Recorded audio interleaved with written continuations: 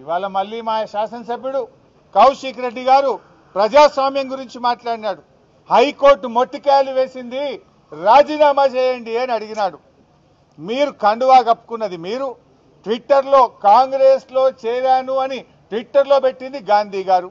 కాంగ్రెస్లో చేరిన సందర్భంగా ప్రభుత్వ సలహాదారు వేం నరేందర్ రెడ్డికి కండువా కప్పిన ట్విట్టర్లో పెట్టుకున్నది నువ్వే.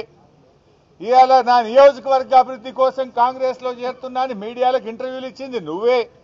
పిఎస్సి చైర్మన్ కాగానే నేను ప్రతిపక్షంలో ఉన్నా, నేను కాంగ్రెస్లో సిగ్గు లేకుండా మాట్లాడింది కూడా నువ్వే.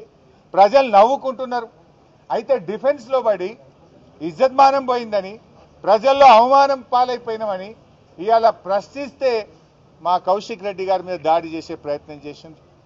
అంటే ఈ దాడి రేవంత్ రెడ్డి గారు చేయించిన దాడి. ఇవాళ పోలీసులు ఏం చేస్తున్నట్టు నేను 3 సార్లు మాట్లాడాను.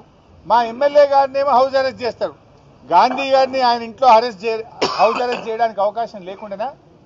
ఆయన కూకట్పల్లి నుంచి ఇక్కడ దాకా వస్తుంటే ఏ రకంగా ఎస్కాట్లు ఇచ్చి తీసుకొచ్చిండ్రు? అంటే ఇది ప్రభుత్వ దాడి, ఇది రేవంత్ రెడ్డి చేయించినటువంటి దాడి.